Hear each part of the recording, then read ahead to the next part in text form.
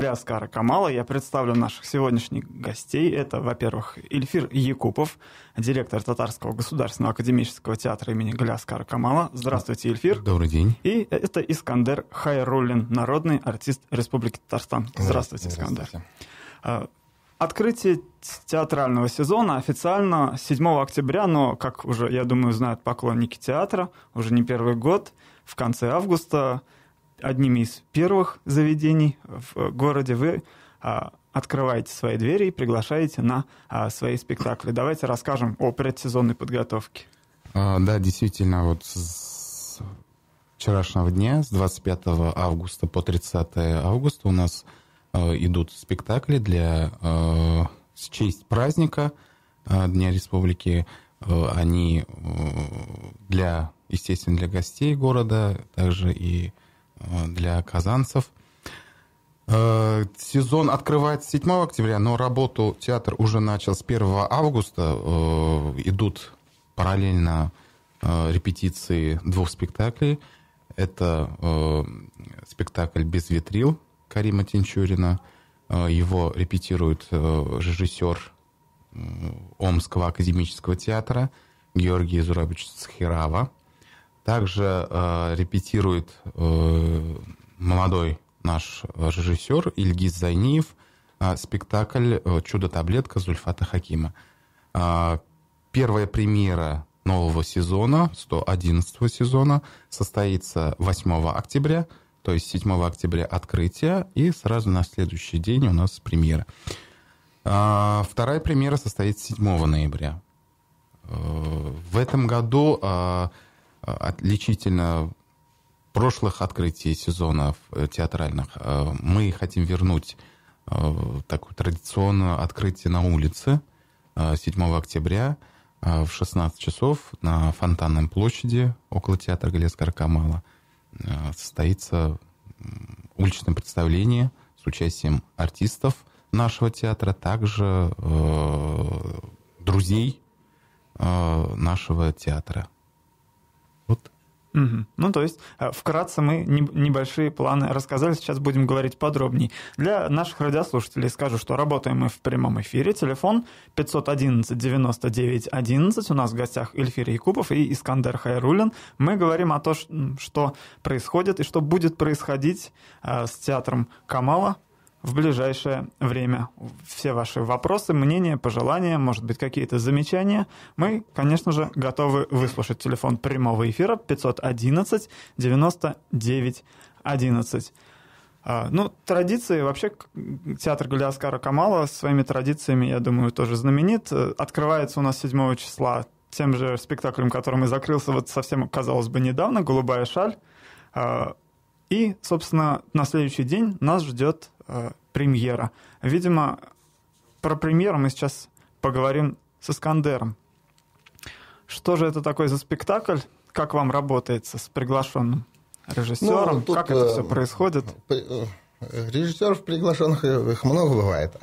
А такие пьесы, как «Жиль канцеляр», «Без ветрил», это, конечно, к сожалению, почему-то она не очень заслуженно была, незаслуженно, как бы сказать, забытая или, к ней не обращались. В советское время понятно, потому что речь идет в пьесе о таком переходном периоде нашей страны. Это связано с революцией, связано с татарской знатью, интеллигенцией. И то, как они теряют все и остаются как бы у разбитого корыта вследствие событий, которые происходили в стране. В советское время понятно. В 90-е годы Марсель Хакимович Салимжанов, покойный, он на нашем курсе делал дипломный у нас спектакль по этой пьесе. Потом как-то он на большую сцену не перевел. Бывает такая практика, когда педагоги, режиссеры, они сперва пробуют со студентами, как бы разминают этот материал, а потом уже где-то пораскинув как бы мозгами, так скажем. Оценив, что получилось. Да, и где-то определив, какие там есть задачи, что там есть интересного, что стоит вытащить. И тогда они переводят на большую сцену уже, с взрослыми актерами и так далее. Может быть, совершенно другой спектакль. Но как бы вот этого не получилось, я не знаю, конечно, с чем это связано. Ну, пьеса, сказать, что сложная, я бы не сказал. Она, очень, вот, мне кажется, по законам драматургии, она как бы, у Каримы Тинчурина одна из лучших. То есть она настолько грамотно, мне кажется, сделана, и там расписаны персонажи, там, то есть настолько вот наш татарский колорит, и вот трагедия, драма людей, которые были в переходное время, и подход, он, знаете, вот наш такой ментальный, татарский, то есть там нет чистых слез, это драматург не бьется головой об стену, там. Это все сделано с юмором, так, знаете, смеюсь и плачу тоже. Горьковатый привкус, да. Да. Все так это... Персонажи, то, что касается нас, актеров, это самое, как бы, интересное для нас, когда есть что играть. И персонажи очень колоритные, очень интересные. Там даже какие-то проходящие эпизоды, они все настолько сочные, и там, то есть, раздолье для актеров, для работы. Ну, еще вторая половина, как бы, того, что это интересно. То есть, когда мы смотрим на свою классику татарскую, у нас, как бы, может быть, в каком-то плане глаз уже замылен. То есть, для нас это настолько уже знакомо, как бы, нет другого прочтения. А здесь Георгий Зурабович, как бы, с нуля, можно сказать, да, хотя он уже работал в нашем театре, но все-таки, не зная нашу ментальность, как бы, не будучи специалистом, я думаю, в татарской драматургии, вот как он это сможет увидеть. Вот мы сейчас работаем, да, интересно. Получается, что спектакль без витрил «Жилькан Сезлер» выходит спустя, если верить релизу, спустя 58 лет с последней постановки. То есть, если вычесть из 2016, 58, получаем 1958 год уже. И если не принимать во внимание, в 95-м году студенческую работу. И режиссерскую работу Масая Акимовича Салимжана. Угу. Вот будет у нашего зрителя возможность увидеть эту пьесу уже на сцене Камаловского театра. На большой сцене будет ставиться. Да, конечно. Угу. И, соответственно, Эльфир, как вы вообще определяете жизнь спектакля? Вот он состоялась, премьера. От чего зависит дальнейшая жизнь спектакля? Как часто он будет ставиться? Пойдет ли он вообще, не пойдет? На что надо смотреть? Каждый спектакль, он должен, во-первых, ежемесячно играться минимум один раз, потому что вот на сегодняшний день в репертуаре 22 спектакля. Если даже мы один не сыграем в месяц один раз, то тогда уже спектакль будет разваливаться, и зритель тоже начнет забывать. Поэтому, премьерные спектакли мы стараемся, и пока это у нас получается, в месяц 3 раза играть. 2-3 раза обязательно, потому что, во-первых, премьерный спектакль интересуется, и самая эффективная реклама – это сарафанное радио. Поэтому чем больше народу увидит его первые премьерные дни, тем успешнее будет дальше его жизнь этого спектакля. И также хочу сказать, вот в 2017 году, в январе, в нынешнем сезоне, в предстоящем, мы поедем в Москву, в Малый театр России. У нас с ними обменный гастроль традиционный, тоже с 2006 года уже идут. Как раз там эту новые премьеры московский зритель тоже сможет увидеть. Гастроль состоится с 12 января по 18 января. Угу. А если мы затрагиваем сразу тему гастролей, куда еще планируете съездить? Планируем также в феврале поехать в Набережные Челны, тоже они превращаются уже в какую-то традицию, ежегодно мы туда ездим. Ездим, потому что есть спрос. Также в апреле месяце собираемся традиционно съездить в Самару. для себя, для нашего театра мы ни разу не гастролировали в город Туймазы. Это Республика Башкортостан. Там очень много тоже татар проживает, любителей театра. Они даже есть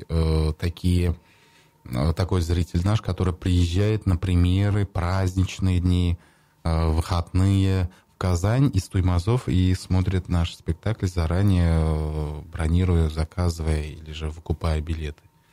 Вот, и нам предложили съездить непосредственно к ним, и мы это, я думаю, в апреле месяце осуществим. Вот такие пока на этот сезон, такие у нас планы, да. Планы. И, кстати говоря, ведь недавно были дни татарской культуры в Москве как раз, да? Да, тоже, как ежегодно, в том году мы тоже приняли участие.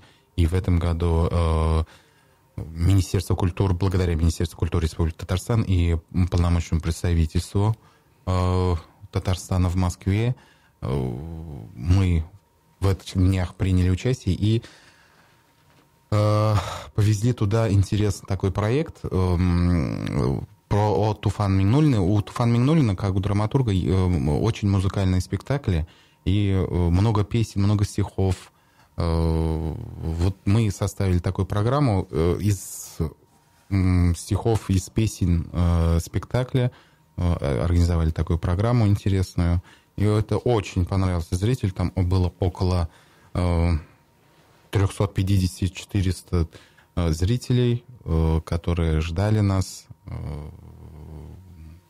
и с благодарностью приняли нашу всю программу. А вообще по России, я так понимаю, ведь татарское население тоже много где рассеяно, а в Москве, например, ходят татары на спектакли? Да. И татары, и вообще театральное сообщество Москвы, потому что очень интересен им национальные театры. Ходят, есть, да. Напомню, телефон прямого эфира 511-99-11, а также у нас есть номер для ваших текстовых сообщений WhatsApp 987-282-282. Мы говорим сегодня о театре Галиаскара Камала. В гостях у нас Ильфир Якупов и Искандер Хайруллин. У вас еще есть время до 30 минут задать свои вопросы, поделиться своими впечатлениями, пожеланиями. Хочу также добавить, вот еще у нас в феврале состоится премьера, его ставит Фарид Бекчентаев, пьеса Ильдара Юзеева, где участвуют наши аксакалы театра. Это Асгар Шакиров, Ренат Издинов, Рауль Шарафиев, Алсу Гайнуллина. Очень такая тоже интересная пьеса, произведение. Тоже, я думаю, большой будет интерес, но ближе к премьере, я думаю, мы тоже здесь в студии, если пригласите, встретимся. Обязательно встретимся и поговорим. Но вообще каждый год спектакль в репертуаре театра Камала добавляется 3-4 новых спектакля. Ведь так? Да, 3-4. И если поддерживать какое-то постоянное количество, то какие-то спектакли нужно выводить из репертуара. Да, но еще 3-4 это большая сцена. Есть же у нас активность на сегодняшний день действует и малая сцена. На малой сцене тоже планируются 2 премьеры, пока раскрывать все секреты не буду, но тоже планируется. В общем, в театральный сезон за 1 год мы выпускаем около 5-6 премьер. Естественно, это хранение декораций, костюмов. Некоторые спектакли приходится списывать. Хоть и тяжело очень, но что ж поделать, это жизнь. Мы просто в месяце всего 30 дней. И да, и если их не играть, их качество просто уходит. Действительно, мы не успеваем их прокручивать, проигрывать, поэтому приходится списывать, и в этом году мы тоже списали с таким трудом, эмоциональным трудом, что эти спектакли уже не будут показываться. И многие зрители тоже очень не хотели, чтобы уходили спектакли некоторые со сцены. Ну, что поделаешь. Естественно, мы, как и сейчас, возвращаемся спустя некоторое время к этим же произведениям. Допустим, вот это тоже спектакль «Пьеса без витрил». Вернулись. То есть те спектакли, которые еще в этом сезоне списались, мы тоже вернемся к ним. подождите 60 лет и не вернуться на сцену. А про какие спектакли мы говорим, которые ушли со сцены? Ушли «Меня зовут Красный», ушел «Любовь бессмертная» и «Поговорим о любви». Спектакли вот эти, они... Зритель их просмотрел, зрительской такой большой активности нет. Да, есть спектакли такие, как некоторые спектакли идут не по 5 лет, не по 3 года, а идут по 20 лет. Это на сегодняшний день в нашем репертуаре 2 таких спектакля. Это «Зитья Гаргари» Туфана Мигнулина и «Свет моих очей» Женкис Акеем, да, тоже Туфана Мигнулина. Ну вот эти спектакли, они постоянно, во-первых, в ажиотаже у зрителей спрашивают, и всегда они очень интересные. И, не знаю, вот Туфан Мигнулин такие пьесы писал, что тот же самый, как 28 лет шел Альдермштейн Эльмендер. Ну, тут уже тут была, наверное, история другого толка, да? Что тут уже вопрос об артистах, которые могут исполнять главные роли. Ну да, допустим, Гаргари Кевляре, там уже, Зитья Гаргари, второй, третий состав уже поменялся. То есть мы вводим это... еще же на жанр смотришь. То есть если спектакль комедии, его можно как бы ввести человека. Для артистов, то есть поменять, заменить. Так, а в драму? В драму, я думаю, тяжелее.